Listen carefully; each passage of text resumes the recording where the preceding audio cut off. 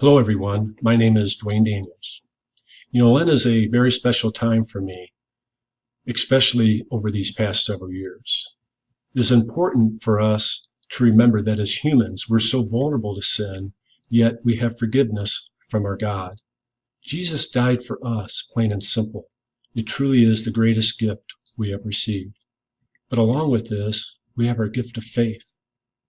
How do we move forward during Lent to not only renew our faith, but to do it and demonstrate it in a way that betters our life journey? It's a time commitment, something that is very difficult to do because of the active lives we lead. Years ago, there were some special events in my life that had a dramatic effect on my faith and the amount of time that I spend with our God each and every day.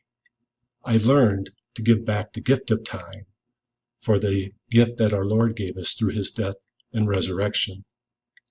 Time, it sounds simple, but as I said, so difficult for many of us. We lead hectic and busy lives, and things just get in the way of our time for our God. So the question is, how do we give back the gift of time during this Lenten season? Can we find time to give time?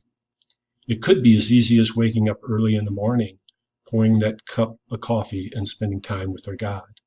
With the life-changing events that I went through, I can tell you that it can be done. I truly have grown to love the special time each morning that I spend with our God when quietness is abundant. There's so much noise in the world.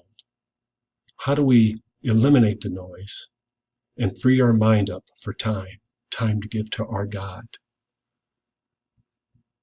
Start small, but end up tall. Let's pray together. Holy Spirit, remind us to focus on the many blessings that we have each and every day.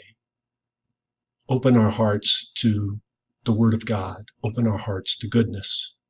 Open our hearts to the beauty of God as we give our gift of time during this Lenten season.